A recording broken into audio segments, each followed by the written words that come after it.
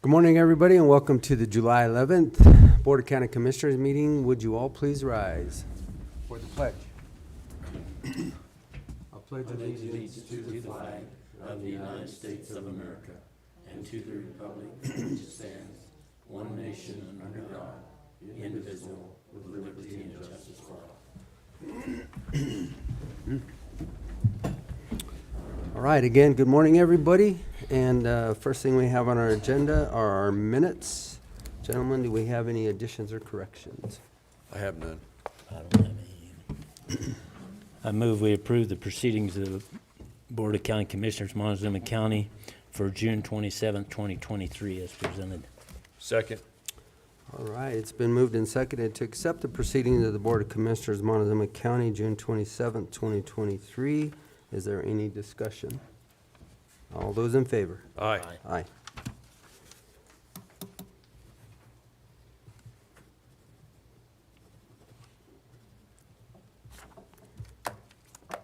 All right, next up is planning. Looks like we have a conversation of an after-the-fact setback variance. What do we have?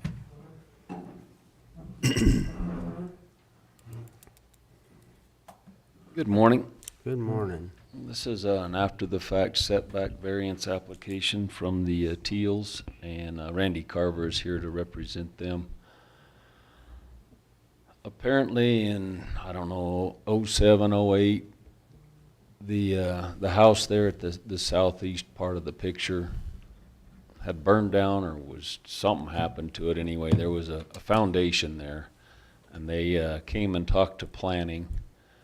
And I'm assuming that they were told they could rebuild on that existing foundation as being grandfathered in and meeting the setback issue. But from that point, they own both lots pictured there. One's to the north is in a subdivision. The one on the south is a 3-acre parcel that was created by an exemption. They just decided to assume it all as one property. So they built the 4-bedroom house, the wood shed, and the other shed there at the upper right without abiding by any setback rules for the property line. So now the property's up for sale on both parcels to the same proposed buyer. Obviously, he would like to get things rectified. So that's how it sits, and that's what we're looking at. So the 9'5" is, I'm gonna assume, a wood shed. It looks like the small. That's a wood shed. I mean, that one probably could be moved. The one at 14 feet has a concrete foundation or a concrete slab that it sits on. What's that building, Randy? It's an apple shed. Yeah, the whole property was set up around the apple cider making business. So the building would be the east side there. That is where they process the apples. So the building just to the north of that is the fermenting room. So it's a pretty good structure. It's got 6-inch walls, but it's also got thick insulation, refrigeration, and all that. And it makes sense how they did it. The small wood shed, it actually has a concrete slab under it also. Anyway, their whole intent when they bought this property was to utilize the apples that were already on the property. Matter of fact, Martha Teal, she's so meticulous. There's a couple of varieties of apple trees in between there, right on the property line, that she wouldn't let anybody touch, because well, you guys know apples better than me maybe, but there's a certain variety that you don't find them very often. Anyway, she was really meticulous. So that was their intent when they did this. But the one to the north that's 14 feet off, That was actually brought to I think the planning, because they had to have a license to produce apple cider. So they went through all that process. Anyway, they didn't have a thought about the setbacks. Because it was all one property. They It was didn't- all, yeah, in they their didn't minds, it was even all think one about property. setbacks. Yeah. Everything, I'm assuming to the Yeah. north would have been, you're way off 30 feet. Yeah, But now she's wanting to create two different tracks. Well, no, it is two It different is two tracks. Or the tracks. two different tracks are just not compliant. They owned both, so they just ignored the property line. I don't know if they ignored it. I don't know if they had any knowledge of it, which ignorance isn't bliss, but in this case, So let me ask you a question. Is there any reason you can't move that property line to the north of those and be compliant? One's in a subdivision. They'd have to amend the subdivision, and I don't know, I'd have to check the acreage. If they move it, it may go under 35 acres, I'm pretty sure that's true. which I guess being in the subdivision might work, because you're amending the subdivision, but that subdivision is all 35 plus property. It may not fit their covenants, and The interesting thing about that property is there's a access from the north that goes down into that 35 acres from Joshua's Crossing. Mhm. And that's a treacherous road. I don't know why anybody would buy that with that road. You'd have to, I mean, it's like an 8-foot top, maybe a 10-foot top.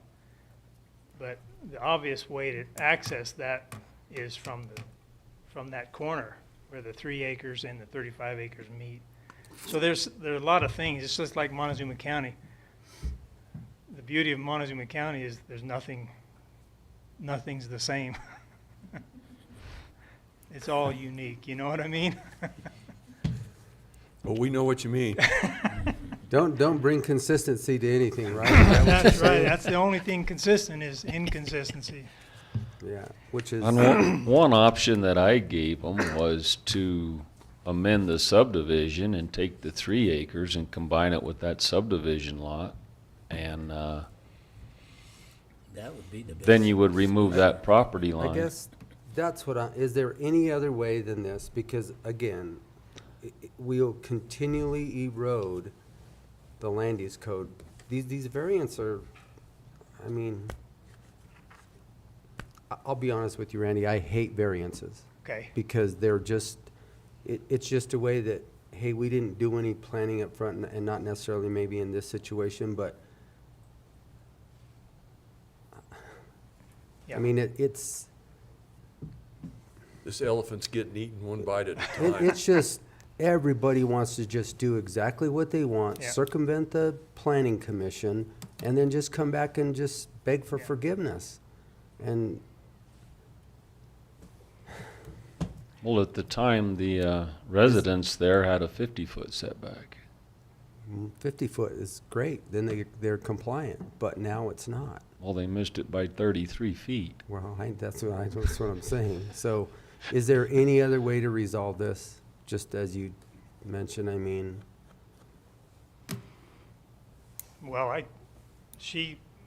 I could read a letter to you, and I think they're asking for forgiveness, but like you that's, said. I can see that they're asking for forgiveness. I mean, I don't need a letter Well, read. you know, and I think you probably have the letter, but anyway, I certainly, knowing the Teals, they didn't have any ill intent.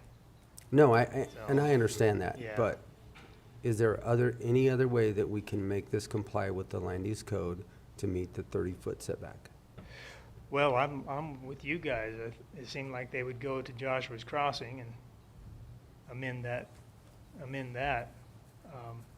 I'd hate for any of the buildings to be torn down, because it is a really nice, the way they did it, like I said, the big house at 17 feet, they put it there because they didn't want to tear down any of the trees. Sure, and I don't think So, that's what we're asking yeah. right now. I think Commissioner Copenhaver's was, can't we just go to the subdivision, Yeah, amend that, and then, yeah.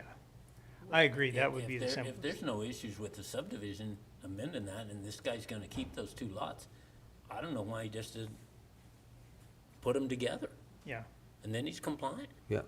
So let me ask you, Just do away with that boundary line. Just do a boundary line adjustment, and do away with that boundary line and add that 3 acres to the other partial. if he wanted to build a house on that piece, does that affect him in any way for less than 35 acres? For houses? Yeah. for You a can house. have 2 houses per lot, correct, Don? These Right. are outbuildings. So if These are if not. he combines these, originally, the cider barn now was the residence.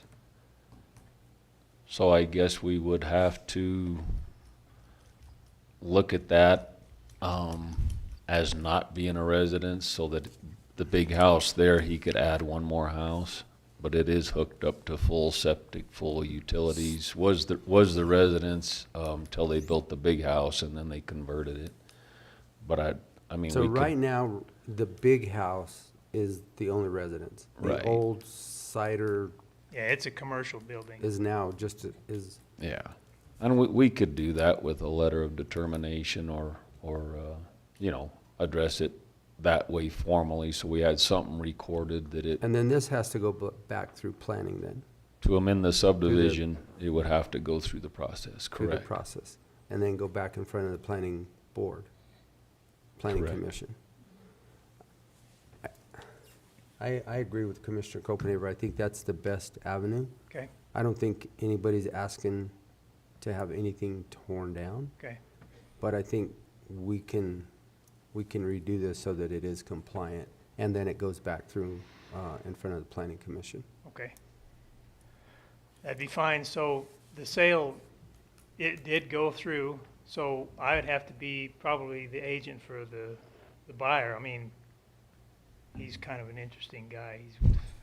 Anyway, I would probably be the one to come back and do that for him too.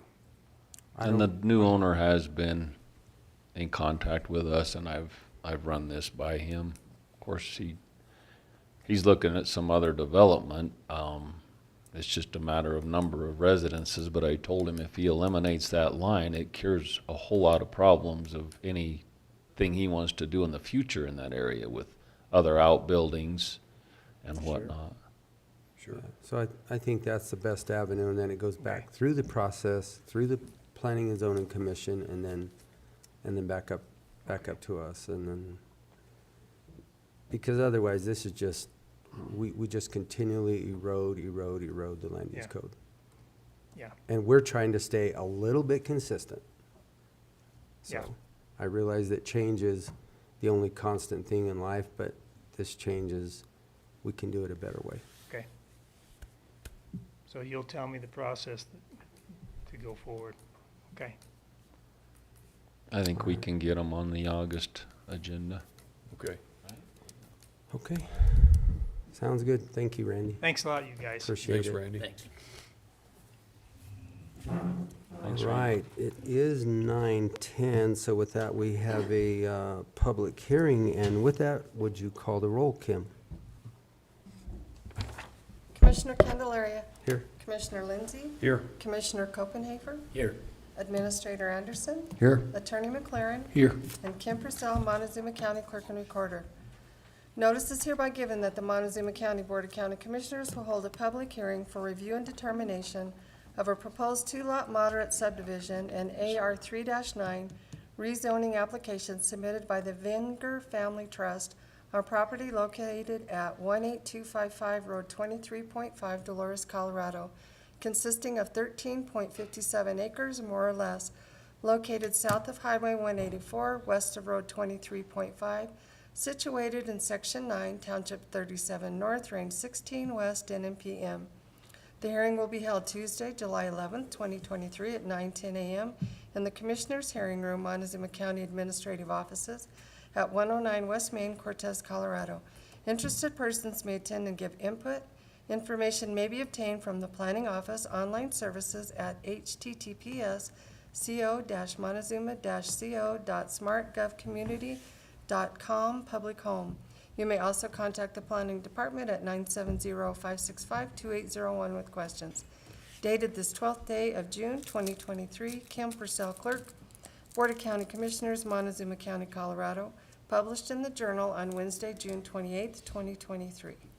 All right, thank you, Kim. All right, Don, give us an overview on this one.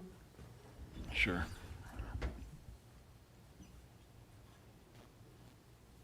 Good morning. Good morning. Morning. So the family trust, they are looking at splitting the property, 5.4 acres on the north, 8.2 acres on the south. Each property would have its own residence currently that exist. All utilities, everything's in place. So they're just splitting up the property in the two residences. An easy one. These are the ones I like. Straightforward, everything is compliant. Anyway, commissioners, do you have any questions? Access is good, so Yeah, it looks like access, driveways are good, all the utilities are hooked up to each individualized lot. So, pretty Correct. straightforward. I wish they were all this easy. Glad I could make your day. Commissioner Copley? I don't have anything on them. Okay, well, at this time then, I will open this application up for public comment. Anybody wishing to speak for or against this application, please come forward to the podium, state your name and address for the record, and you may address the board at this time. All right, seeing no public comment, I'll close the public comment session of this application and bring it back to the board. Gentlemen, I don't have anything else. okay? Gerald? And I don't see anything that's a problem at all. I would so move we accept the proposed two-lot moderate subdivision and AR 3 through 9 rezoning application submitted by the Vinger Family Trust, property located at 18255 Road 23.5, Dolores. Second. It's been moved and seconded to accept the proposed two-lot moderate subdivision and AR 3 through 9 rezoning application submitted by the Vinger Family Trust on property located at 18255 Road 23.5, Dolores, Colorado, consisting of 13.57 acres more or less. All those in favor? Aye. Aye. All right, motion carries, and I will close this public hearing. Thank you. Thank you. Thank you. Thank you. Okay. I guess just to clarify on the after-the-fact application, do we need a motion on that, Ian, or are we? No, I don't think so. I mean, this is one of those things that the commissioners can approve it, but they didn't choose to approve it, so, Fair enough? yep. As long as we're good, I'm good. Anything else? Oh, a couple dozen things, but nothing right now. It's still going through the planning commission, I assume. Okay, well, when it gets to us, it'll get to us. It'll work its way here, and we're still answering dozens of questions. I did have a hip camp phone call yesterday, so at least one person that heard about hip camp didn't just dive in and start renting. They at least checked to see if that was a legal avenue for renting out campsites on their property. So I did leave her a message to get back to those that are passing the information along that no, it's not legal unless you've been through the permitting process to create a campground. So we're still trying to spread the word, but Very good. yeah, so it's an ongoing discussion, and we can't contact them unless I try and pinpoint exactly where the property is and figure out how to get them a letter, so we deal with it as we can. Okay. Very good. Any other questions? No. Okay. All right, All right, thank you. Continue on. Thank you, guys. Appreciate it. Okay, next is our public comment session. The Board of County Commissioners welcomes you to this meeting. Person speaking during public comment will be limited to 3 minutes, or depending on the number of people wishing to speak, it may be reduced to allow all members of the public the opportunity to address the board. When addressing the board, please state your name and address for the record prior to providing your comments, and comments to individual supervisors or staff are not permitted. Participants may not yield their time to others, and with that, the public comment session is open. All right, seeing no public comment, we'll close that, and we're gonna move right along to our department reports. First up, we have our vehicle maintenance. Shane, I don't see him here, so we're gonna go down to Dustin with building and our grounds.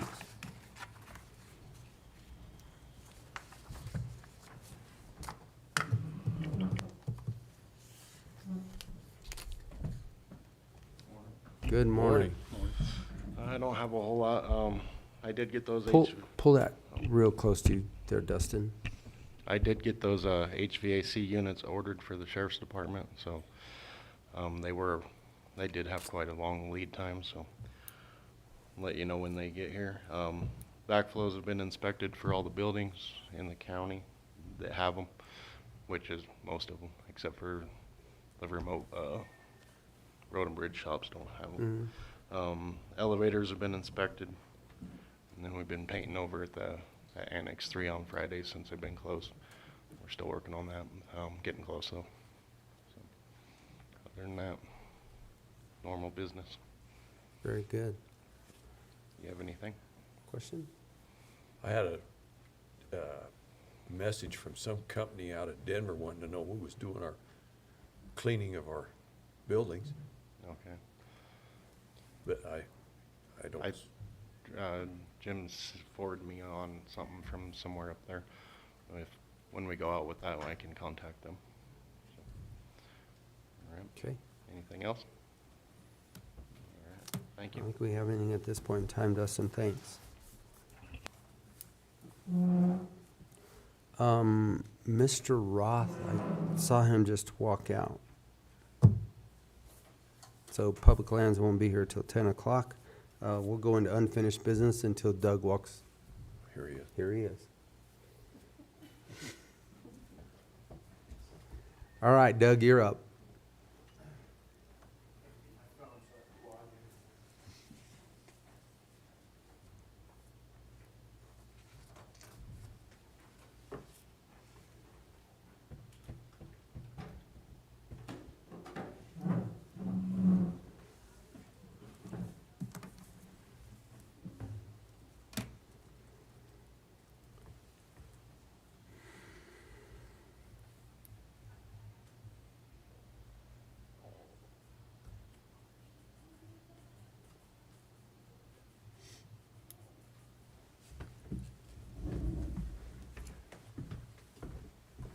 Just gonna do a little, Windows K.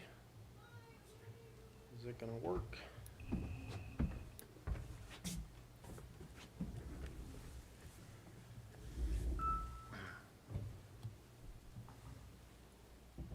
guess it's gonna work.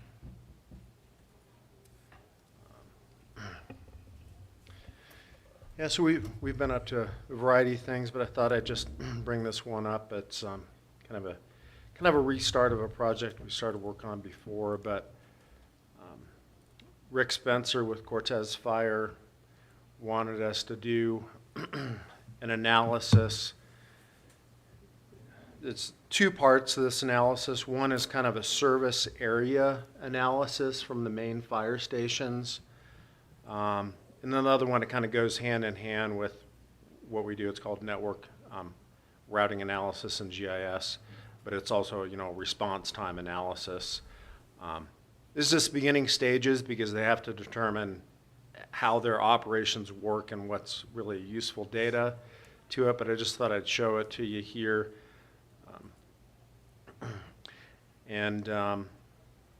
So one analysis basically says if we treat all these fire stations equally, let's just count the fire station number ones for each fire district, then theoretically, if they're staffed the same, if they leave, get in the trucks and leave the same, what would be the quickest response time to each location? And when I was looking at this, it is pretty interesting in a way, because for the most part, the response areas do correlate, because the black boundaries that's a taxing district that follows sections, square sections of land. The response areas, for the most part, do follow the district boundaries fairly closely. I'm just going to have to assume that's because somebody did some planning and said, well, we need to put the fire station here so we can most quickly serve the entire area. Of course, there's a couple of exceptions here. Louis Areola is always going to be able to respond quicker down to the end of Road 20 in that case than Cortez Fire. Same thing up here with Pleasant View Fire coming down to the end of Road 15. They can't get across Yellow Jacket Canyon, but nonetheless, it is pretty interesting. There's maybe some things for them the fire chiefs to look at as far as this area in here. But from my recollection, the discussion is also about kind of mutual response areas, and this ties into the 911 and the MSAG. Do you just plain, do you call multiple agencies? If you do, which two do you call? And do you just go off the fire districts, which is a taxing district, or do you go off of response areas? So that's kind of where this analysis is going. So pretty interesting. And then we do have some areas that are obviously not in a fire district, particularly this area, the forest up here. Looked at this before. Really the only significant residences up here are the Spring Creek subdivisions and a couple of the seasonal subdivisions up here. So of are course- they looking at this, Doug, just for the expansion of their fire stations? We did an analysis for Cortez Fire before, when they were looking at, well, what would the response times look like if we had a manned station number 1 and 2, southwest and northeast of town. We did that analysis. That's not what they're asking for right now. What they're asking for right now is kind of a mutual aid response, and how dispatch handles dispatching the units. So. Because I thought they all had mutual aid agreements, and anything close to the line, they were dispatching them There's a 1 mile overlap. both Mm-hmm. right now, Mm-hmm. just because of Right. the response time. Louis Areola is not manned.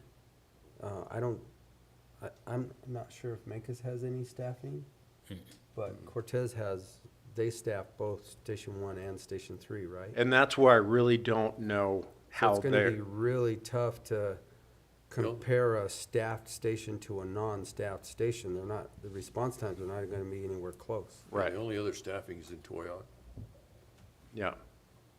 And that's why we're just doing the analysis part of it, and those are great questions that obviously they'll vet out amongst themselves. But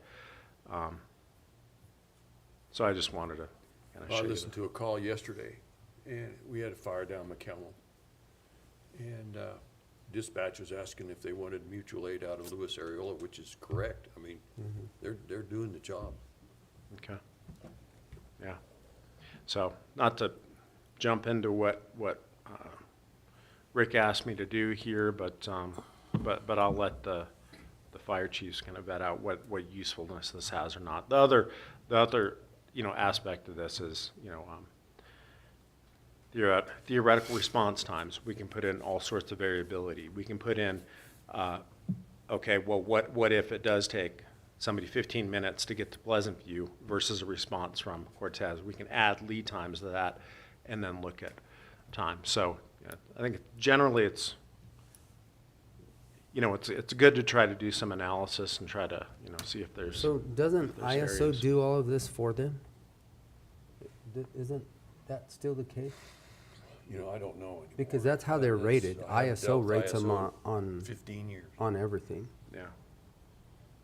Yeah. Doubt he could answer that. I'm sure that they do, without working. This may, in reverse, it may help ISO do some stuff. Right. I mean, we prefer to work with these agencies, and if they have expertise in running this analysis, we're going to make sure that they have the best data to do it on.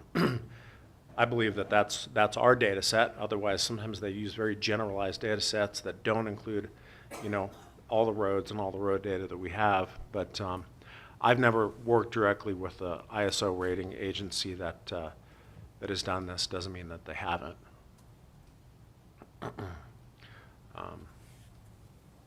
We've sent them data before as far as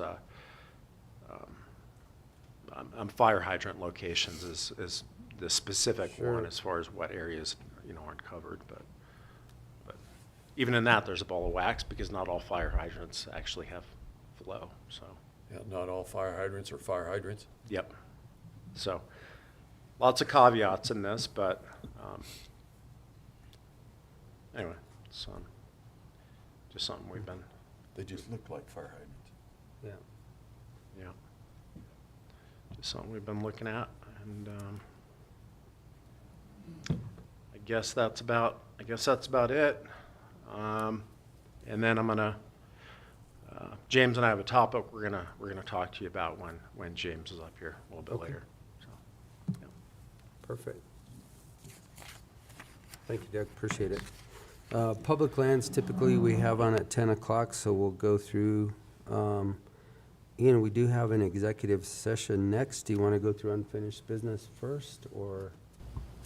It's up to you guys how you want to do it. I see Miss Morris here. I know she's got a couple things to present. I wonder if it would make sense to take up those MoCo things and Okay. then see where we're at. Let's go ahead and we'll skip down to that, and we'll go into some of these unfinished business. So the first one, we'll wait until after the fact. The second one, it's a decision regarding the Joe Moore Road Corporation related to road impact. Ingress or egress, we had a request a couple of weeks ago as the subdivision back there that services 13 lots was requesting gravel, and it's on a red signed road. Obviously, it was in a workshop, couldn't make a decision, so it was on the agenda for today. So gentlemen, typically, we don't accept or upgrade or do anything with any red sign roads as basically our policy right now, so. I agree. Yeah, I mean, it's always been the policy of Montezuma County not to do that, and I don't think we can vary from that policy on any occasions as far as I'm concerned, because if you start doing one, then you better be prepared to do them all. Take care of all of the And we subdivisions, so. can't, we're not Okay. able to do that. Well, then this is denied. Travis, you'll be able to get back with them that it's a red sign road and it services their 13 lots, and we'll take care of, they'll have to take care of it on their own. Next up, I'll go ahead, Jennifer, we'll get to yours, and then Lynn, I'll get to you next. So come on down, and we'll talk about the fixed route request for proposal. In our discussion yesterday, Jennifer proposed that she has an RFP ready to go out. Basically, that references our fixed route for MoCo. And with that, I'll turn it over to you, Jennifer. Right, we just need to get permission from you guys to put it on the website and get it out to whoever needs it, so. I think that's all I need at this point from you Okay. guys for the fixture. It's for the feasibility studies for the fixture out. So, Questions, gentlemen? No. I think we asked them all yesterday. Okay. Do we need a formal action on this, Ian, or just we can give her the direction to move forward with the RFP now? I think you could just give the direction to move forward. Yeah. I think the direction is go ahead, get the RFP out, submit it, and we'll go from there. great, okay. All right. Then we also had a Rico to Cortez IGA. We've talked about this in the past. The only thing basically that was changed on this was the dates, obviously, and then the payment up front. And that's, And I did change the dates. I Okay. brought one copy to be signed, and I think you've got to Okay. have it, and then you can send it back to me. all right. Make sure they took the red lines off. I think they did. I did. Okay, perfect. Thank you. I'll let you look at it. And then Kate, you can move forward. Okay. Yeah, this is fine. I just wanted to be sure that the red Okay. lines were off it, so. I would so move that we enter into an intergovernmental agreement for transportation services for senior citizens of the town of Rico, Colorado by Montezuma County Transportation Pilot Program. Second. It's been moved and seconded to accept an IGA for transportation services for senior citizens of the town of Rico by Montezuma County's Transportation Pilot Program. All those in favor? Aye. Aye. Aye. Okay, and then next, we also had a discussion for the purchase of a van. And if, there it is. Yep. Jennifer, go ahead. Yeah, we just want to get one purchased. We're waiting on CDOT still, so we don't have one coming from them until who knows when. So I priced this out, and it's a 14-passenger van with no wheelchair tie-downs in it. And the reason for that is we do have a lot of people that, you know, we can do this for the ride to Rico or however we want to do it. So we just want to go ahead and purchase that. So I just need your permission to go ahead and order it and write the check, and it Okay. comes out of the bus fund.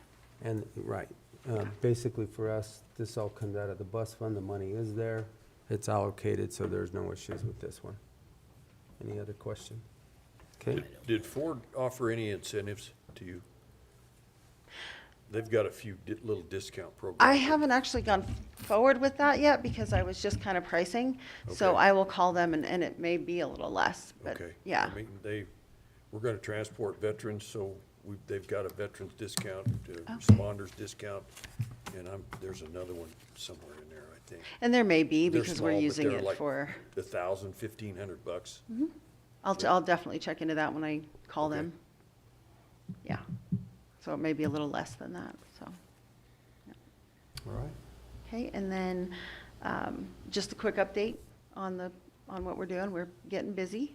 I did send you guys this. It's the Cortez coffee break. We have an ad in there they put in for us. I haven't heard anything on the radio, but I don't listen to the radio stations here, so I don't know if anybody else has, as far as the radio, nothing? Okay. Well, then I will get in contact with them again. I don't listen to the radio stations either, so Yeah, I don't I either. couldn't tell you, Jennifer. So, okay, well, I'll email her and see if, something's been done with that, because like I said, I just don't listen. I don't listen to the radio. Okay. So, but, other than that, we're fully staffed and doing pretty well. I have one question on the van. Mm-hmm. Is this the final price? Is this the one you wanna move forward with? Or do you need, This should be the final price, yes, unless it goes down for the Okay. incentives, Hey. yeah. So my recommendation would be get the final price, whatever it is. And Yeah. then at that point, you guys make a motion and approve it as it is. So I mean, I Okay. think the final quote is probably what we need to approve at this point. I'm a little confused whether this is a final quote or whether this is just It a- was done online. I just wanted an estimate, Okay. so I knew what it was gonna be. And then, you're right, so if they have incentives and things like that, then it may be a little less. And it's been like a week or two since I did that, so it could be a little more. But I will definitely get on the phone with them today and see if I can get a price, a final price. Okay. And then you can bring it back next week. Okay, sounds right. good. That's all I have. Any Okay. questions? Thank you, Jennifer. All right. We'll move back up to Ms. Dornkamp. Come on down. We're gonna discuss our employee sick leave pool. So, a couple weeks ago, it was presented to us, and then we also had this discussion in our elected officials department head meeting on Thursday of last week. Correct. And basically, the recommendation was to terminate the sick leave pool and be able to allow individuals, if a catastrophic event happened to one of our employees, that they could, at that point in time, donate. And I think basically that's the nuts and bolts of it. Unless I Correct. missed It was something. either, after working on this for several, 6, 9 months now, we've been working on it and reaching out to other counties. Other counties don't even have anything like this. And because of where we're at and the information that we presented, it's either get rid of it completely and/or restructure it to the option that I presented of possibly just doing it on a donation type basis, case-by-case basis, one or the other. I think just having people be able to voluntarily donate their time is acceptable to me. Yeah, I think your proposal to us to terminate the sick leave pool at this time, other than I think we want to make it specific that the few hours that are left in there can still be utilized, obviously, because they were donated hours to a catastrophic event, Right, and you'll be able to manage that. But other than that, then the sick leave pool is gone. correct. Or we would transfer those hours to the restructured option. Okay, So right out of the gate, if something does occur, we wouldn't automatically reach out for donation. We would utilize what hours we could, that are left in the previous voluntary program of sick leave pool. We would utilize those hours that were left before reaching out to Okay. the entirety of the Right. employees. Yeah. okay. I guess the only thing with that would be if somebody who wasn't part of the sick leave pool at this point had a catastrophic event, is every county employee in the sick leave pool at this point? No, because it's voluntary. all Exactly, voluntary. so Just that's, like volunteering. yep, and so that's my donation concern. is If we voluntary also. just put these into the pool for a general situation moving forward. I mean, if, say somebody who gets hurt tomorrow who's not part of the sick leave pool, are they gonna be eligible for these hours that are remaining? They probably shouldn't be because they didn't donate in. You see what I'm saying? I do, and that's how they've been being used in the past, hence why we're in the situation that we're in. Hence why I said get rid of it altogether. I'm just talking about what we're Yeah. gonna do with the hours moving forward and So- what's fair. So what you're saying is so we have record of who has donated. Right, Okay, so I think what you're saying Yep. is if you have donated, you are eligible for the Yep. remaining hours, and if you haven't donated, then you're not eligible. Then you're going straight out on a donation basis, as I Is understand it. that, right. Can we But track that? Is and- that- And I understand that, but part of the problem is that the record keeping has been so inaccurate that people who have not donated to it in the past have already used it. Well, I mean, I don't know what to Right. say about that. but- So hence why the options were get rid of it completely, because a lot of other counties, or any of the counties that we talk to, don't even use it. But I So- think we're Because- talking about two different things. Right, Yeah, she keeps track of, she has record of who's donated and who right, but hasn't. like she just said, there are Partially, but people it's that not have not accurate. donated. because it hasn't been So I tracked. think And some of those employees have left. Right, to exactly. not convolute it, let's just get rid of it. Yeah. And start over. Well, except that we have hours that were donated on the assumption that those understand employees that, were gonna but- be eligible for that benefit. Likewise, they weren't donating to the pool and they were still utilizing it. It's been so And a complicated. lot of been- those it's- people have it's- left. I'm it's- actually one of the people who've donated, and You're not leaving, hopefully are I'd you? never, no. Okay. I think because it's such a, How many hours is actually there that's been There, donated? 261? to the current setup, there's 217. And with the current structure, you can have up to 45 days, which I believe comes out to like 300 and some odd hours, if I remember correctly. So there's not even enough hours to support one request. So my only concern is that if an employee donated into that sick leave pool with the expectation that they were gonna receive a benefit, and now that benefit's taken away because we decide to get rid of that, then that employee's expectation's not fulfilled. And that's not fair or right. And it's not fair or right for, let's say I get a catastrophic event and there's not enough hours to support the program that's there. That's broken. I understand, but the hours that are in there, and the expectation when folks donated to that sick leave pool was that those hours, whatever's in there, was gonna be available for use in the event of a catastrophic event.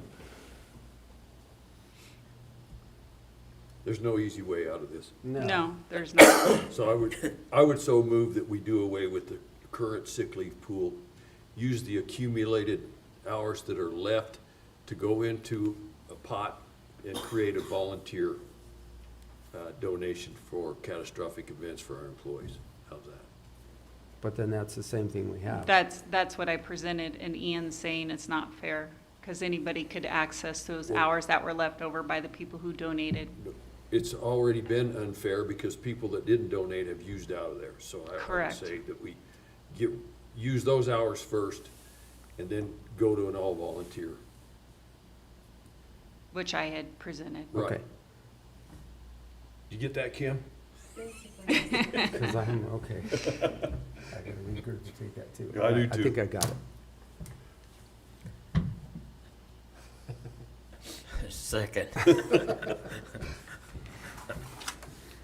Okay, let's see if I can do this. It has been moved and seconded to eliminate the sick leave pool as it currently stands, and we utilize the remaining 217 hours Let Kim write the motion. until they are exhausted, and then everything else will be on a volunteer basis per event. Close enough. All those in favor? Aye. Aye. Okay, Okay. thank you. There you go. Thank you, Lynn. All right. We also have, and Commissioner Copenhaver, I'll let you take this one over because it's more into the water, but it's a LOS for an endangered fish recovery program. And Commissioner Copenhaver, I'll turn it over to you. This program's been going on for a long time as far as the endangered species, keeping them off the list so we don't have more issues with water.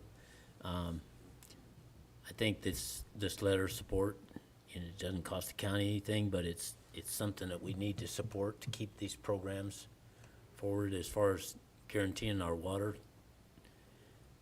as far as not having it impaired by the fact that one of these fish get listed as endangered, and then we have more issues with having to turn water out to support these fish.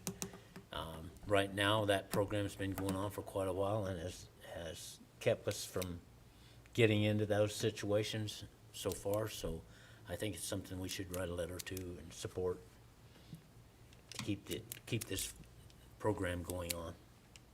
Is that a form of a motion? Yes. I'll second it. Okay. Scroll down a little bit there, Travis. It's been moved and seconded to sign a letter of support. We'll be sending it to the Honorable Lauren Boebert of the United States House of Representatives in favor of the Endangered Fish Recovery Program. All those in favor? Aye. Aye. Aye.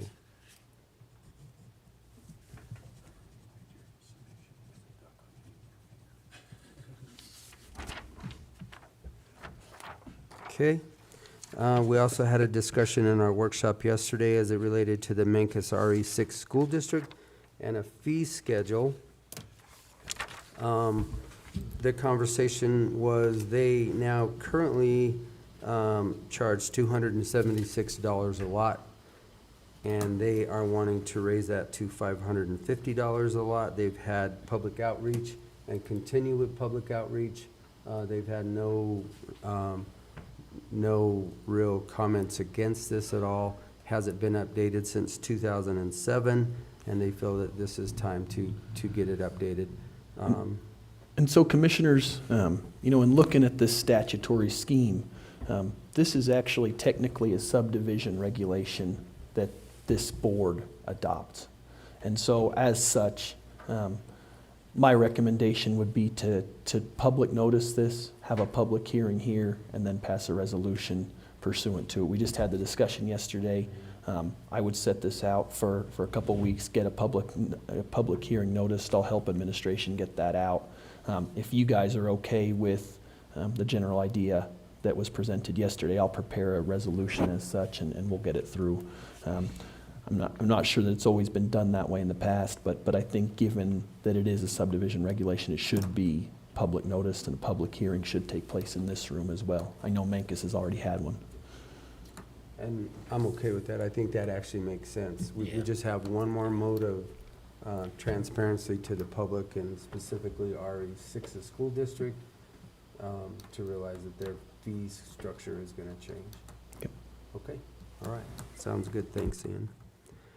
We also had a discussion or a presentation yesterday for an Airbnb, I think is all this was. This was by Chrissy Faraci? I got it right. If we were looking at regulating Airbnbs in our unincorporated part of the county, we have not discussed that. It's not a position that we are choosing to take right now at this point in time. So short-term rentals in the unincorporated part of the county does not seem to be a problem, and we didn't feel like we needed to regulate anything on that at this point in time. So they are there we have them if we need to go further at a later date. Also, we had a presentation from our noxious weed department. We have an agreement for the U.S. Forest Service as it relates to herbicide, and that was an increase of $6,000. And did she leave those for us to sign? All we have is the proposal.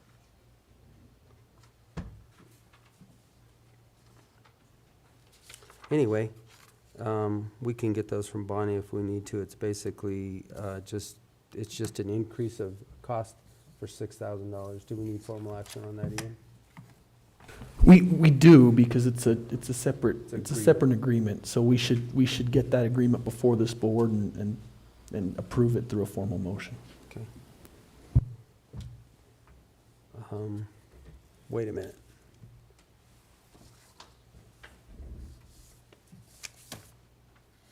She didn't leave anything at all? I don't have anything.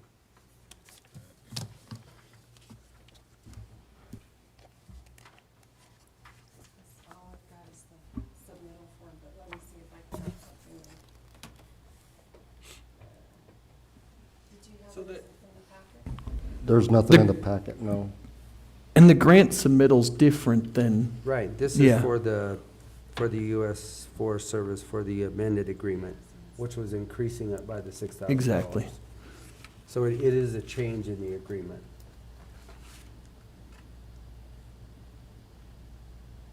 I think that's the grant. Yeah, that's the grant, that's the BLM grant. Okay. Well, I'll reach out to her, and if nothing else, I'll get it on the next one just for signature. okay, sounds good. All right, and then we also had a discussion as it was related to the BLM Good Neighbor Authority grant application. And this was also presented, this would be also another increase, and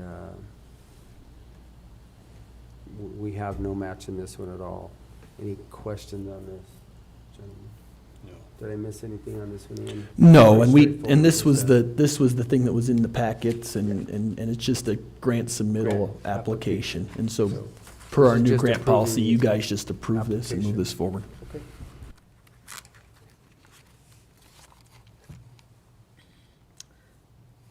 I move we approve this grant application for the BLM. It's CP3JC6K32 2GE3 in the amount of $25,000 to spray weeds along the roads connecting to and adjacent to BLM land in Montezuma County. Second. Okay, it's been moved and seconded to accept the BLM Good Neighbor Authority grant application for the noxious weed department. All those in favor? Aye. Aye. Aye. I can't find it anywhere. And just to be totally clear, this is just a grant for $25,000. It doesn't cost the county anything. There's no match requirement. All we're doing is submitting this grant at this Submitting point, it. and that's what we're Doesn't mean we're approving gonna right now. get it We're or not. This Just is a approving the grant submission, application. exactly. Yep. Okay, very good.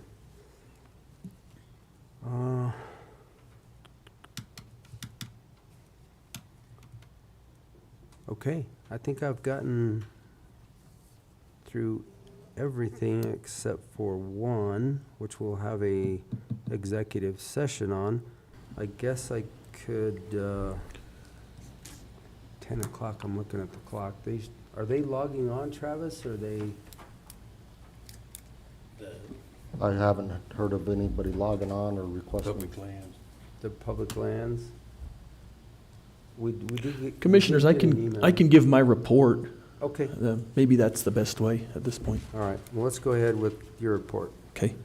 On June 29th, we had a hearing in the Ironwood case. That was on the motion for contempt that the county filed. Following that hearing, based on Ironwood's own admission, the court did find that Ironwood has been in contempt of court in regards to the amended stipulated injunction that was entered. In essence, they didn't remove the material as they were required to do. The court levied an initial fine of $10,000. That fine will be split half between CDPHE and half between Montezuma County. We should be receiving that any day. And then additional fines of $2,500 per week for every week that Ironwood remains out of compliance with the stipulated injunction. So in other words, every week that material remains on the ground for July, it'll be an additional $2,500 in fines. The court set a hearing for early August to assess whether the contempt has been cured or whether additional fines are appropriate. And so we'll see how things progress, and the hope is that the material will be cleaned up by the end of this month. That's what's been represented to CDPHE in the county as far as what's going to happen. And if it doesn't happen, we'll go back to court and ask for additional fines. So I think that was a positive development. Hopefully this fine now can be an extra motivator for that material to get cleaned up in a fast order. So we'll continue to move forward. I submitted a motion for summary judgment at the end of it would have been 2 weeks ago now, on the 30th of June in the Ellis Lewis land use case. The counsel for Mr. Lewis will have 21 days to respond to that motion. Then we'll have 7 days to reply, and then we'll get an order from the court there. And so that continues to move forward. And other than that, I don't have anything to report. Very good. Travis? We're done with our preliminary budget meetings. So now we're going to start in on our budget preparation meetings with the department heads and elected officials. Met with Montezuma Water regarding the water suppression system. I think we've got a meeting set up in another week or so to discuss progress with that. I might be coming back to the commissioners on the strategic planning. DOLA is getting pretty busy, so I'm not sure we're going to be able to utilize them any further. So we'll either have to put it out for RFP again or try to do it in-house. Went to the flea market. I think I discussed that. It's pretty viable. It was pretty interesting to go out there and watch that. We'll be meeting with the city tomorrow, between the city and the county, and talk about some P&Z stuff. And then the last thing that I really have is the financials. Pull those up for you.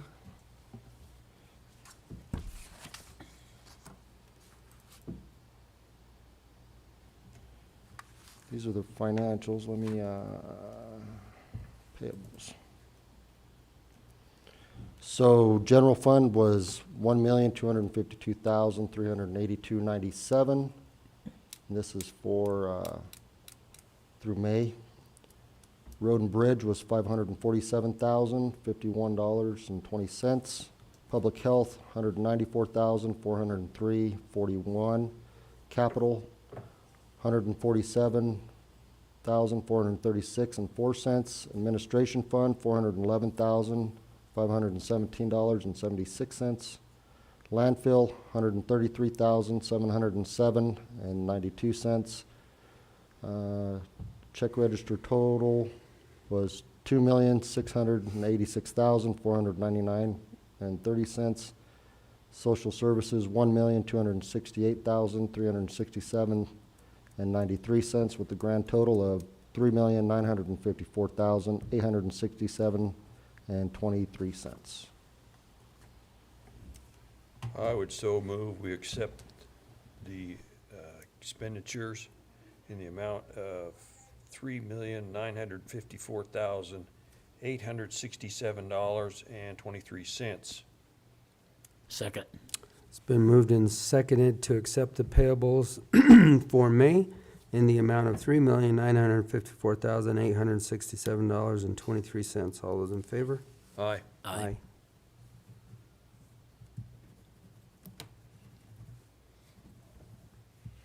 Okay. Is James and Doug gonna come back in, Travis? Okay. Well, if not, we'll start with our reports.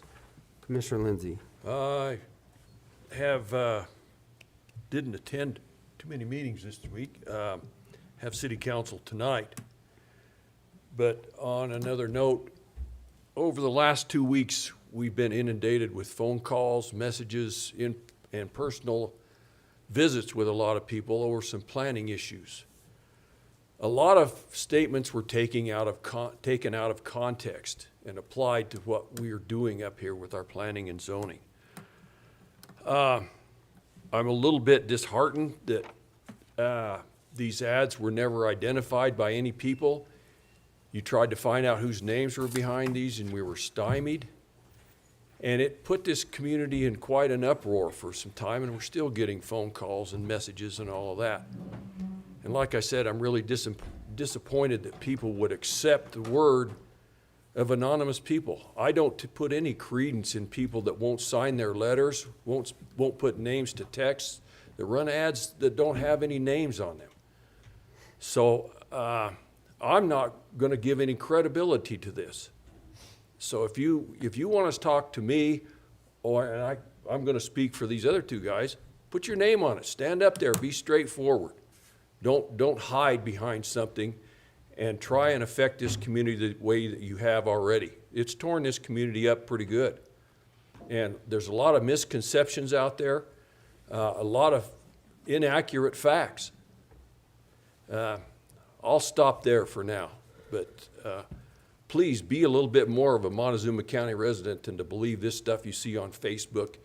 And this is akin to something I see on the mainstream media and some that's been related to George Soros. I mean, this is crazy. This is tactics that's right out of their book. So now I'll shut up. I'm getting fired up. Commissioner Copenhaver. Yeah, I agree with Commissioner Lindsay. This whole situation is not good for this community. And, you know, if people want to talk to us, our phone numbers are out there. You can contact us anytime. I'm not always available in my truck all the time because we're all busy, but we'll call you back. We don't, you know, myself, it may not be that day, but I'll get back to you. So we're available and you can get a hold of us. I agree with Commissioner Lindsay wholeheartedly. This thing is just out of control and people need to verify their source of information and not just go on hearsay. Okay, well then, I'm gonna jump into my report in regards to the same thing. First of all, here's a copy of the letter, and I'm gonna read to you the very first thing, and it says, "Our Montezuma County Commissioners and the County Planner considering letting the city's land use code come out into the county." Okay? It's absolutely bullshit. We have not talked about it. That is not what's happening. Here's the little cute little two-sided letter that's being distributed throughout the county along with these radio ads. That has never even been discussed. There is zones of influence, a 1, 2, and 3 mile zone that have been there by statute since the inception of the land use code. PUDs have been in the land use code since the inception of the land use code. There are several of them. Our conversation with the Planning and Zoning Commission, which this references, on May 1st, which some people in this room were part of that, it was a conversation between the board and the Planning Commission to say, where do we want to keep the density? And we want to keep the densities close to the cities or to the infrastructure. These things are taken totally out of context, like Commissioner Lindsay said. And again, this is bull crap. Stand up, sign your names, come in front of us. If you have something to say it in here in public. We're in public all the time. So stop this rhetoric, stop this fake news crap, and let's get on to getting Montezuma County where it actually is. So if you guys find these in your mailboxes, actually littering the entire county, shame on you, because that's exactly what's happening. It's litter on the roadways. Stop. This is ridiculous. And I will stop there. Sorry, gentlemen. We'll now move on to you. You want to just start with your normal report, and then I'll just show it. Okay, gentlemen, my computer crashed on me this morning, so I've got kind of an abbreviated report here, but we'll get on to a few things. Luckily, we've got Doug here who's got a backup, and we'll be able to help. The first thing I wanted to let the commissioners know that we got a notice on the BLM Yellow Jacket grazing allotment. They issued a final decision, and this is regarding the acquisition of the Austin property down in Yellow Jacket Canyon. So the final decision has included a slight increase of 4% from 22% or 87 AUMs to a 26%. 103 AUMs. That's a difference of 16 AUMs.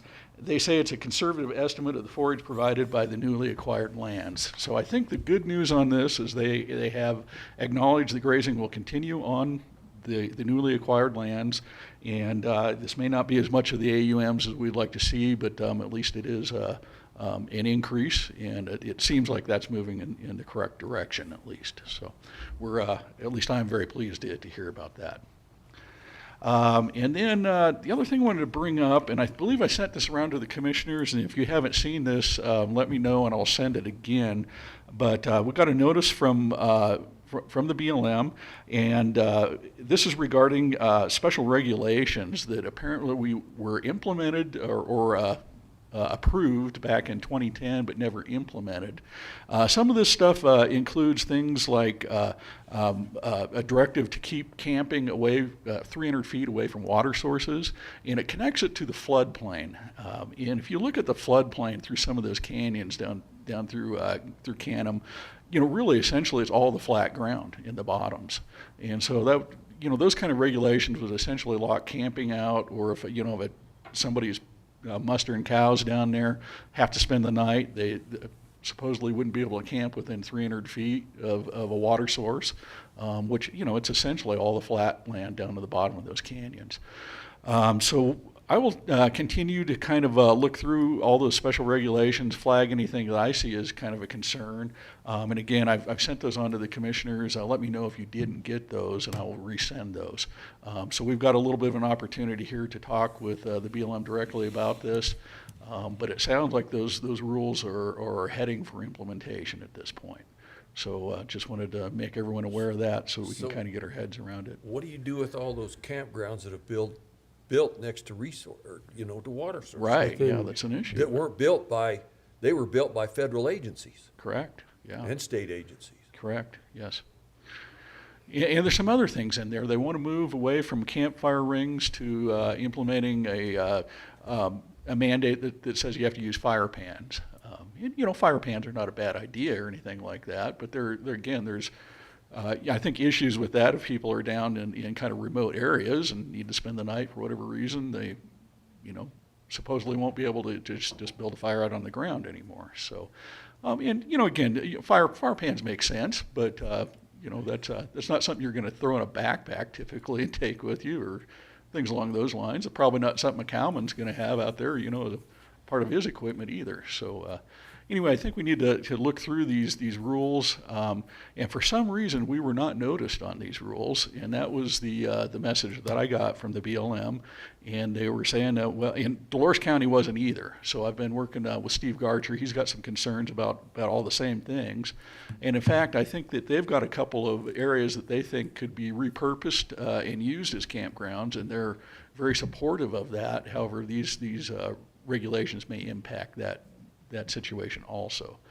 So I'll continue to coordinate with Dolores County on that, see if we can't come up with some some good feedback on what the BLM has provided to us.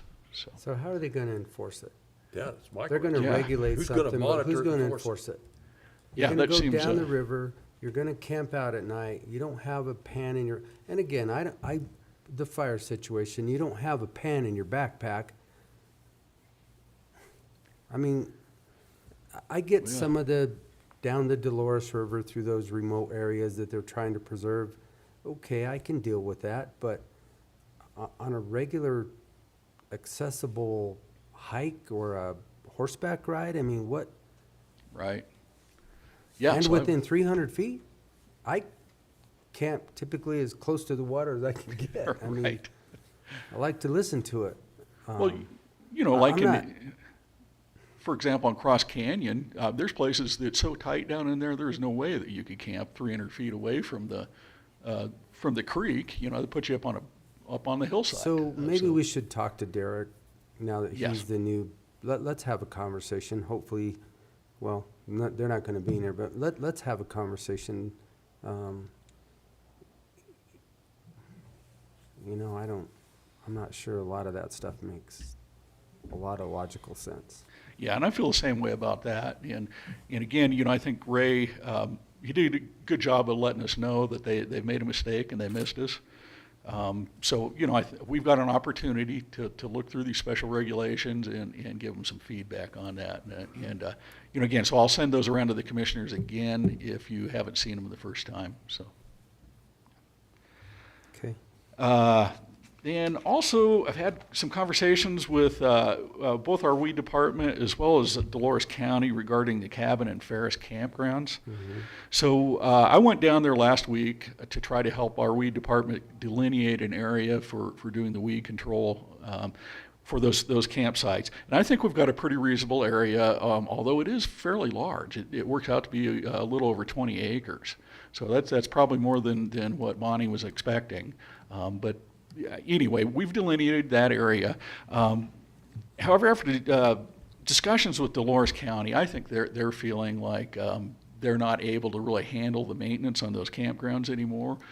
So I think that they're probably going to come to an end on what they want to do. So that leaves a decision with us on whether we want to try to continue to keep those campgrounds open for day use, continue to do the weed control down there, but it probably all the rest of the maintenance would fall on us also, which would be mowing and weed eating, things like that, trying to keep, that one campground has got probably, at least a quarter mile of paved sidewalk, ADA accessible sidewalk that goes right along the river. Well, that's just going to get overgrown in no time. Dolores County was down there. They did a great job getting everything cut back. They're putting the porta pots in. But understandably, I think it's becoming a burden upon them, and so it probably merits some discussion with Dolores County on what the future for those campgrounds really is. So that was all turned over to Dolores County, right? And we just help manage the weeds? That's correct. So we have an MOU with the Forest Service. Dolores County is supposed to do all the maintenance, like the weed mowing and painting, all that type of maintenance. Our piece of that was just to do the weed control. So, and we've every year we talk about this a little bit. We get a bill from Dolores County. They were doing the weed control and just giving us the bill for it. And this year Bonnie said, well, let's just do it ourselves. And so she's been doing the weed control this year. But yeah, I think it's probably time to kind of revisit our arrangement, both with the Forest Service as well as Dolores County, to make sure it just all works for all of us. So, both of those campgrounds, that one in particular, the cabin campground, it's got a heck of a lot of infrastructure down there. Both of them have water, so it's be quite a loss actually, to let all that infrastructure go. But on the other hand, somebody does have to maintain it, and it's starting to look like it's probably going to be us at some point if we choose to do so. But regardless, I think a discussion with Dolores County and the Forest Service on that is it's time to have that discussion. So. Well, looks like the Forest Service just walked in. Okay, excellent. And then the last thing that we had to cover was the McWhirter property that's up on the Forest Service. Actually, maybe the Russell property. I may have the name wrong. And so apparently what's been going on with that is that they've been told that they need to eliminate one of the access roads that comes in to the property. It comes kind of out of the north section of that property. And this particular access road is actually shown on one of the maps from the late 1800s, one of the very first maps that we've put together. And it shows the Mancus Wagon Road going right through that property. It shows the cabin that's on that property, and then that connects up to road. I can't read it from here.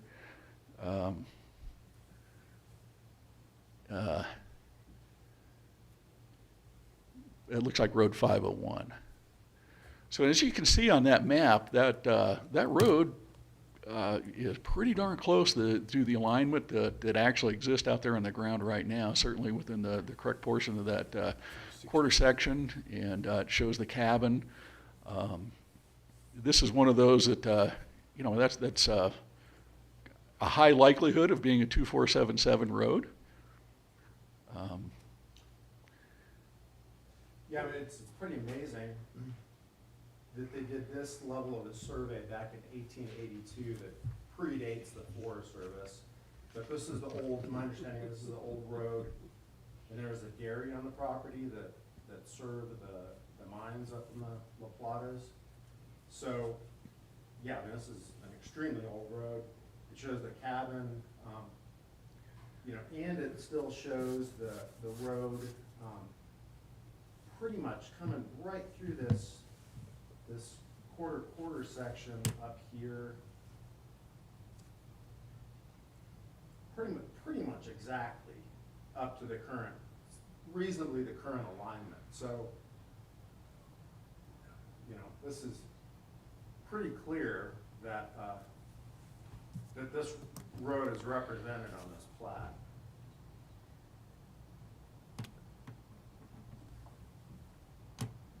This was platted when? 1882. And Yes. and they only want one access?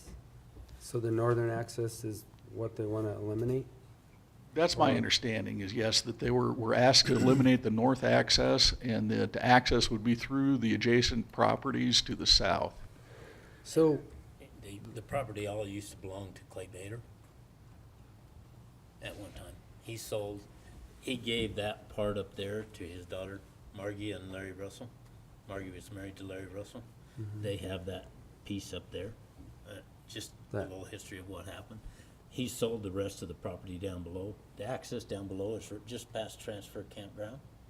Once you go past Transfer, there's a corral there, and right on past that corral, that corral is actually on private ground. That's actually part of Clay Bader's old place. And then when he gave that section up there, they came into their cabin. They come into their cabin from a road up there, close to what he's talking about, this old wagon road. And basically, what I understand, what Larry told me was basically they're wanting him to access all the way up through this property to his, and only have one access to that property. So, Mr. Rice, I'm gonna actually ask you to come forward too, since, I mean, this is a Forest Service issue. I'd like to have you be part of this conversation, because sitting in the back of the room doesn't make sense. So, Tom Rice, interim, right? Acting District Ranger, so. Yeah, and I'm familiar, aware of this. I would like to go back to that, other photo, or your other GIS shot, and, see if there's another access off of 350. Mr. Rice, could you just turn on your microphone just so everybody can, thanks. Yeah, I mean, it looks like, and this, just to clarify why I haven't got involved in this, is Mr. Russell got an address notice. We were trying to correct addresses to actual road, named roads, which is via Forest Service 350 or 561, and he got an address change notice, identifying an access, and correct, there are two accesses. It looks like there's one coming through here, and then there's the one that's clearly that old wagon road coming through here. And the access he is using is the one to the east, Okay. not the one to the west. So I just want to make sure we're on the same page. Okay. Yeah, so we're aware of that, Mr. Russell's issues right there. Mr. Russell currently has access through Earl Bell's property via the that property that you were describing earlier. And he has been working with our lands people. Forest Service policy in this case is if he already has access via an existing agreement or via an easement, in this case through the Bell property, that we consider that as access to that property because it's perfected via through an easement with Bell property and the other property that's over there. However, we have been talking to Congresswoman Bobert's office about this, and have gotten her office some information about this, and so it hasn't been resolved yet. However, again, because he has that access perfected through the Bell property, the Forest Service considers that legal access, and therefore we wouldn't have to provide alternative access to his property there. So is it the Forest Service's position that that wagon road that Mr. Dietrich and Mr. Roth were talking about doesn't exist as an access? I'm just trying to get some No, didn't say that. clarification. No, we just consider when a private property owner has access already through either private property, existing private property, or through an existing easement with the Forest Service, then that is access to that property. We don't consider a old wagon road that may or may not have been used over the years as access. However, I think James brings up a good point that the historic nature under RS 2477 may be a factor for access there. But of course, the county would have to come and take it to a court for or to have that identified as a true public route.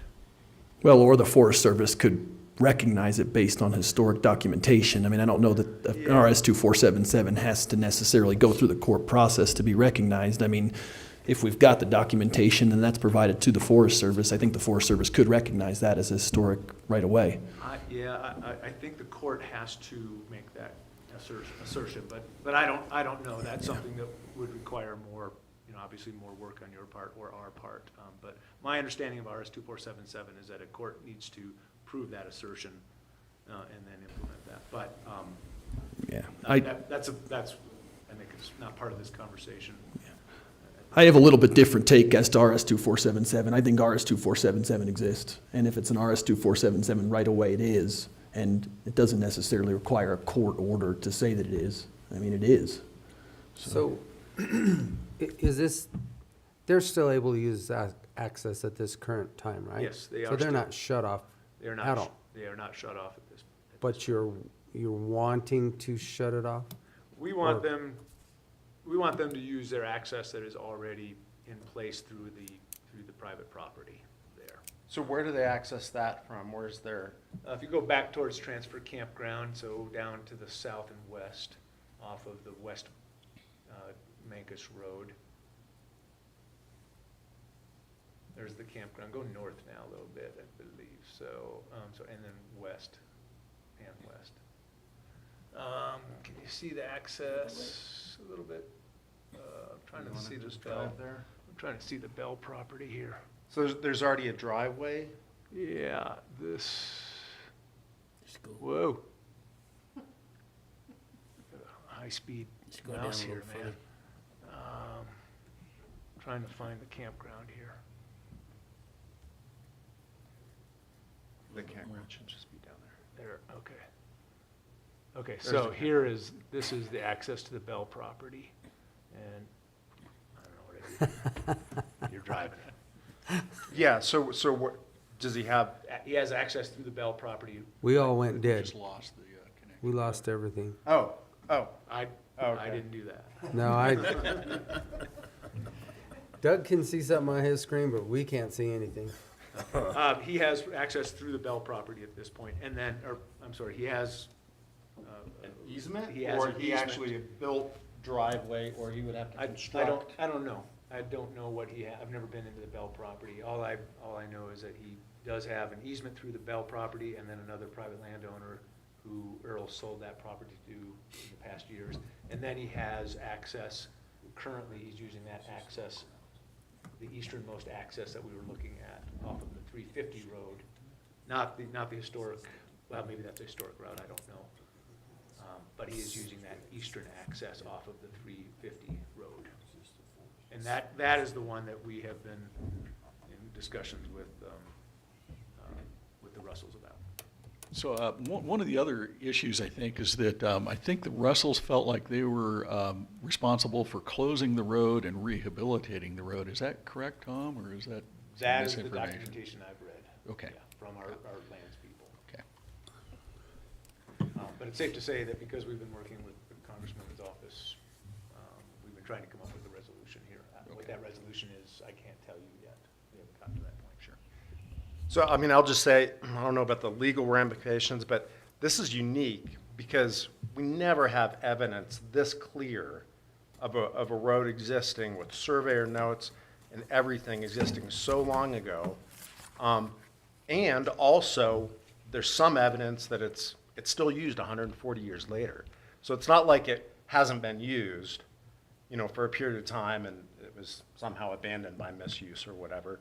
It seems to be in almost the exact same alignment as they mapped it out 140 years ago. So let me just ask a real simple question in my mind. Is there any real reason to not grant access on this road? I mean, just like the attorney said, it sounds like we can, obviously we're waiting for a resolution, but if the Forest Service just says, hey, you can have this access, it truly is a RS 2477, why can't we just get on down the road? And, I mean, Yeah. let's make this simple. It seems Because- very straightforward. Because he has access through that private ground, and this is, in situations like this across the forest, if the landowner already has access to that private ground, Forest Service doesn't typically authorize new access to that property. I understand that, but now we're talking the RS 2477, because it does exist. It seems like the attorney said, it's just make the decision and let's go on about our way. I'm just trying to simplify it. Maybe I'm oversimplifying it, but it seems that simple to me. I agree, it does seem that simple.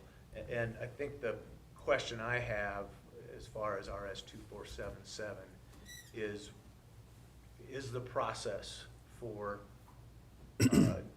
making, The court system. Yeah, it's Yeah. for identifying that road as truly as RS 2477 claim. I think Doug's correct, that the information he has there certainly demonstrates that it's been on the ground forever. I think the use of it is probably. I guess that's where I get hung up, Yeah. because now we're moving it to another level, and keep things at the lowest level and make it simple and easy. I think that could be done between us. Yeah, And- and I think that lowest level would be not to go down the RS 2477 route because of the courts needing. it to be So involved. then- That's something that you would have to clarify, you know. Oh, I mean, I could certainly reach out to council. I can get with Mr. Rice and get with council for the Forest Service. I mean, to take this through the court process when we've got such clear evidence just doesn't make any sense. Yes, And, that- I mean, that's we've got what a I'm clear, at. we've got a clear right of way. It's clearly RS 2477.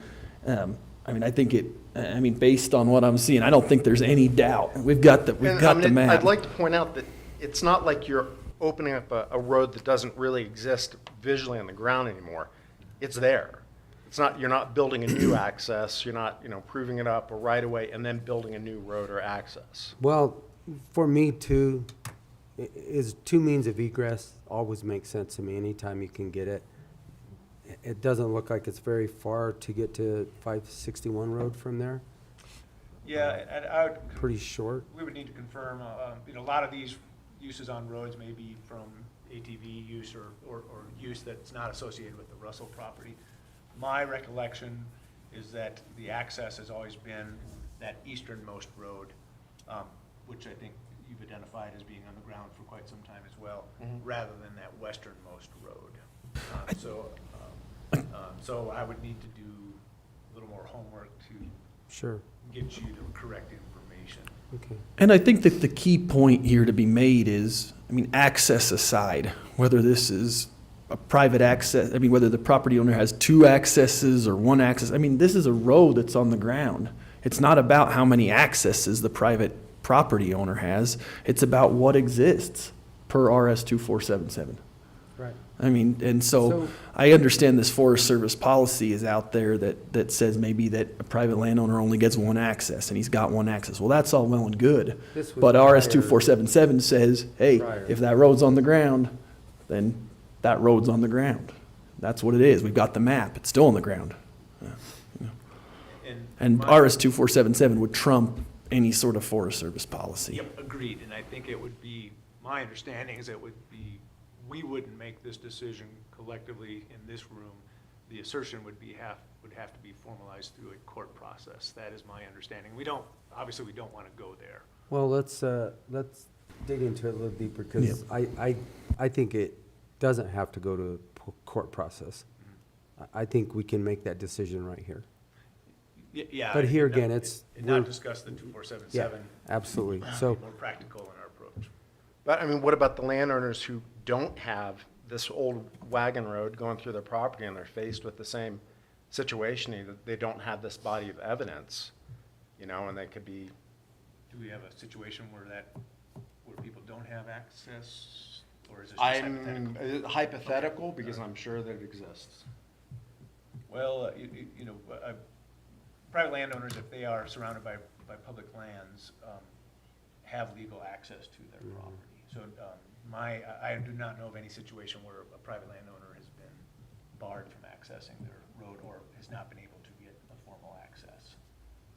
I'm not aware of that it's never been brought up to me with my time with the Forest Service, and I haven't heard of it. Right, but we could be cost burdening Mr. Russell with having to build, a half mile of new road through his neighbor's property and various other ramifications of that situation. Well, I'll do some more homework and Okay. next month get back, and if we need to talk more about the process, I don't think we want to go there, of course, but certainly happy to do that. Okay, sounds good. all right. Okay, gentlemen, I'll let that be the end of my report. For the rest of this week, I'll be doing closeout reports for the end of the fiscal year on all the grants that I'm working on, so. Okay. All right. Thank you, guys. And with that, Mr. Rice, since you're down here, we'll just, we'll let you're the only public lands that showed up today. Casey from Mesa Verde National Park did send us an email. Mr. Dietrich forwarded it to us, and basically, I can tell you their paving projects are still underway. The roundabout at the park entrance is underway, is about 30% complete. Traffic holds are minimal. The Weatherall Mesa contact station has been demolished and removed. The Step House Trail Park crew is working on rehabbing Step House Trail while that part of the park is closed.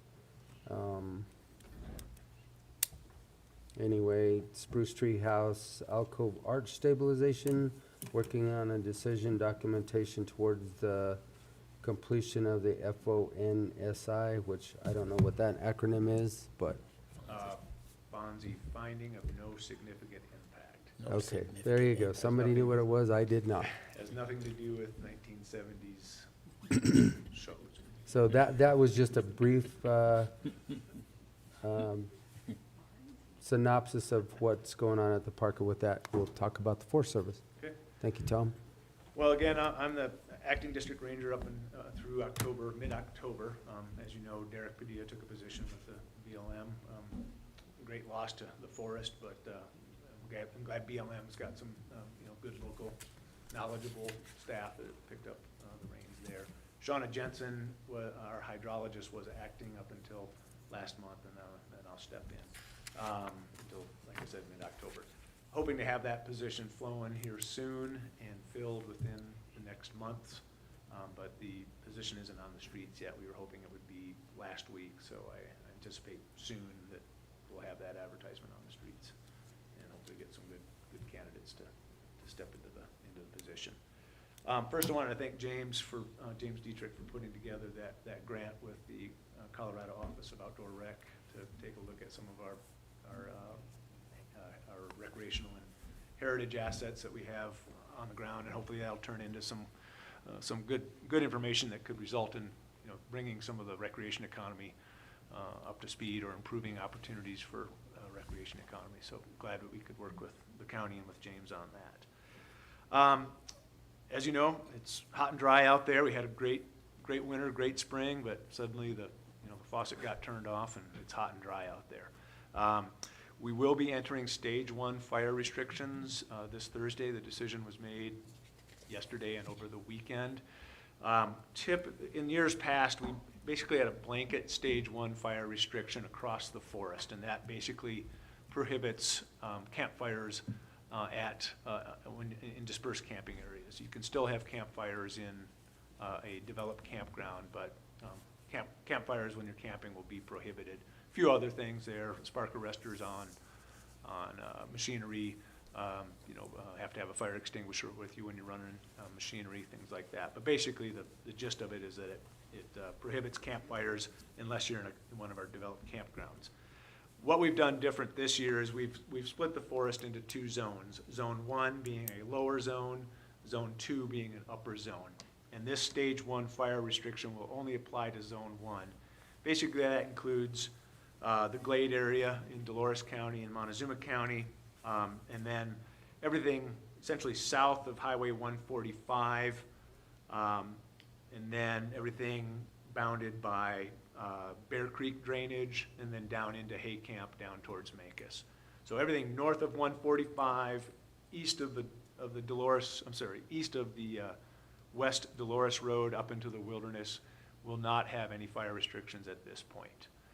Our indices put us there, and our indices can be everything from weather to what's going on across the nation in terms of fire and the amount of resources available, and then the extended forecast. So some forecasts say it's monsoon starting next week, others put it out into August. So, we have a ton of resources at our office right now across the forest. We've got quite a bit of aircraft at the airport. We've got probably over 100 people right now staged at our compound with hot shots, mods coming in from out of state, quite a bit of resources that are available if we were to have a fire.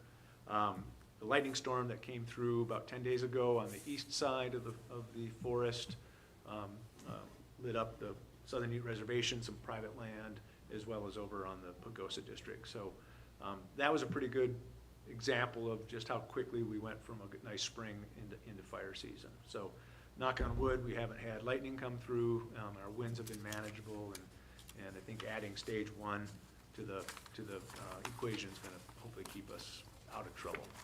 But again, we're well staffed to be able to handle things in the event of any lightning or any natural starts or man-made starts.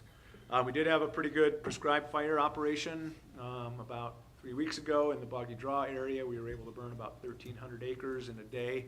Had a lot of helicopter support for that. Got a lot of work done that day.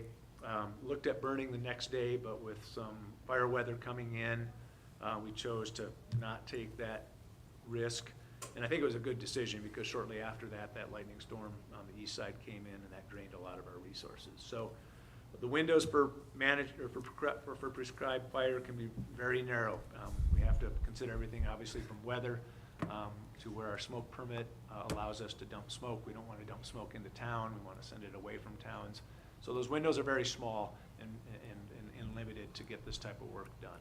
So I suspect we won't have any prescribed fire until certainly the monsoons get here and then maybe even later into the fall. If we get some natural starts from lightning and we have everything lined up, resources, conditions, we do have the opportunity to use a natural start, not a man-made start, but a natural start, and try and manage that fire to do some good on the ground. But we take into consideration everything from cattle operations to timber sales that are in the area, a lot of different things. So that's it on the fire side of things. Roads, we're still wrestling, roads and trails, we're still wrestling with a lot of impacts from this winter. Quite a few slides that have closed roads and trails, areas that were prone to slides certainly let loose this year. We're still trying to get Cottonwood Road open that connects the Dolores Norwood Road over to West Mancus. However, we've hit some contracting issues, but I've been rattling some cages trying to make that happen. It's a pretty important route for obvious reasons. It's a straight shot from one part of the forest to the other. Good news is as far as McPhee Reservoir, good news is that we do have a signed agreement and contract for a new breakwater.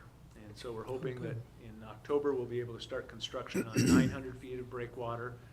It's a wave eater system. If any of you have looked at what's over at Lake Nighthorse, it's these big plastic orange and yellow drum-like structures that we'll put in the ground or put in the reservoir there. So it basically triples the size of what's on the water right now, and also reduces what has been a maintenance headache over the years. It worked great for a while, but cables broke, things floated away, and the maintenance was such where we really needed to replace it with a brand new structure. Part of that contract includes getting rid of tires, and so if the Speedway needs those tires, we can still give them some tires. I know they were interested in it in the past, and happy to help them out with that. Also, we have some ranchers that have been coming in wanting to get some for drinkers out there. And then also, I've been working with Brandon Johnson from MVIC to get him some tires for the groundhog issue that they have up there, where they lost one of their main ditches that comes in there. So glad to see a breakwater coming in, glad to see a full reservoir, I think, as we all are out there. We still continue to have a pretty robust aquatic nuisance species inspection program on the reservoir. Just for your information, that's managed through 4 partners: the Forest Service, the Bureau Rec, Dolores Water Conservancy District, and then the Colorado Parks and Wildlife. Very busy on the reservoir this year. What concerns me is that we have intercepted, that's the good news, we've intercepted a lot of mussel boats coming off of Powell, but our numbers are dramatically higher this time of the year than they were last year. I think part of that is due to the fact that everybody wants to be on a reservoir when it's full, but the other issue is that Powell does not have a very good, robust inspection program, and as you know, Lake Powell is infested with mussels, and since we're the closest reservoir to Powell, doesn't surprise me we're seeing more infested boats come in, but kudos to our inspectors who have caught these mussel boats. Most people say that they know that they have mussels or they have been in Powell, and so that really results in a more robust inspection of those boats. So That's all I have right now. If there's any questions, I'd be happy to take those questions. I'm good. Okay? I think all the questions we had last time were basically answered on the road. You know, obviously 526 is probably the biggest one, but we just signed our Schedule A agreement with the Forest Service, so I know there's some pothole patching getting done, and there is funding allocated once well, you just started the new fiscal year, right? July? No, the state runs of June or July through July. We start, So- we're October. So I don't know what your fiscal year is. You're October as well, aren't you? Yeah, so anyway, kind of a funding mechanism there, but we'll work through it and get through it, so Yep, I we think- appreciate that help. I think those are asked and answered. Before Derek left, he had ordered us solar flashing, I think it was ice, so that we could we did put up some signs for the curve at Bean Canyon. Yeah, And then we would turn it off and on and get it installed. And I don't know if that sign has arrived yet. I'm Not- not aware of that one, but I'll find out. Not that we need it right now, Yeah. but Yeah. hopefully we turn around and Okay. we have another good winter, Okay, yeah. so. Okay, well, we appreciate you all working on that road. It's Yeah. obviously a slalom course right now with all the potholes there. So I think last winter was pretty tough on that road. Yeah. So it'll be helpful. And I would just say real quick, I use the lake all the time. I see the mussel inspections going on. They're doing an excellent job down there. I mean, it's a high-stress area. A lot of boats come through. There's a lot going on, and consistently, there's a lot of professionalism. They're efficient. They're getting boats through. They're getting boats checked well. Kudos. Every time I've been down there, I've just been really impressed with the staff. I'll pass that on. Yeah, it can be somewhat of a thankless job because people are hot and wanting to get off the water or on the water, and they sort of. It's not an easy go. Yeah. It's, They've got- they're doing a great job. Yeah, they do a good job, and I'll certainly pass that on. I'm glad that you see that too. So. Yeah, pretty critical for our water here. That it is, yeah. Pretty that it critical. is. Keep it safe if we can. Yeah, And so, I'll leave you a map of this, of the stage Okay. one closure, so. thank you, I appreciate it. You have a good morning. Yep, You too. Thank you for coming. You bet. All right, with that, gentlemen, we are to our executive session. I would so move, we go into executive session for a conference with the attorney for the purpose of receiving legal advice on specific legal questions under CRS Section 24-6-402, parentheses 4, parentheses B. Second. Been moved and seconded to move into executive session for a conference with the attorney for the purpose of receiving legal advice on specific legal questions under CRS Section 24-6402, parentheses 4, parentheses B. Included in there will be Clerk Purcell, Commissioners Copenhaver, Candelaria, Lindsay, Attorney McLaren, Administrator Anderson, and have I missed anybody? No, and the purpose of this executive session is to discuss the legal ramifications of fleet reduction within the county. I know that that's something that the commissioners have been looking at, and just given the cost of vehicles, and so there are specific legal questions related to what we do and do not have to provide, and so that's what this executive session is going to be about. Okay, all those in favor? Aye. Aye.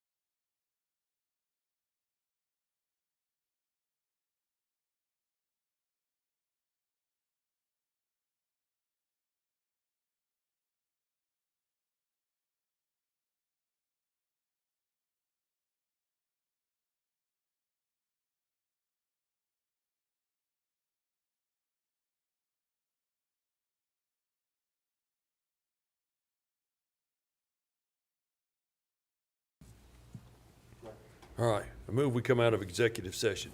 Second. All right, it has been moved and seconded to come out of executive session and return to our regular meeting.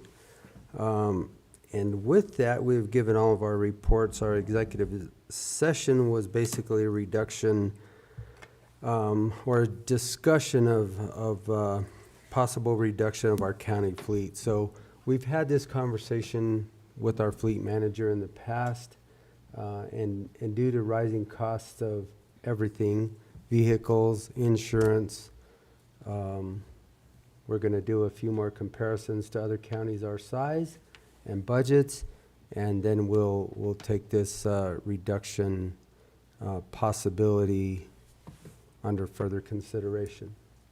Is there anything else you gentlemen would like to add? No. Okay, with that, we have come to the end of our meeting, and We got to vote.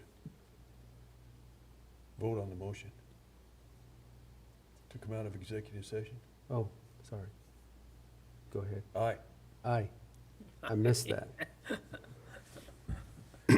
Kim's giving me the eye. Aye. Motion to adjourn. Second. All those in favor? Aye. Aye.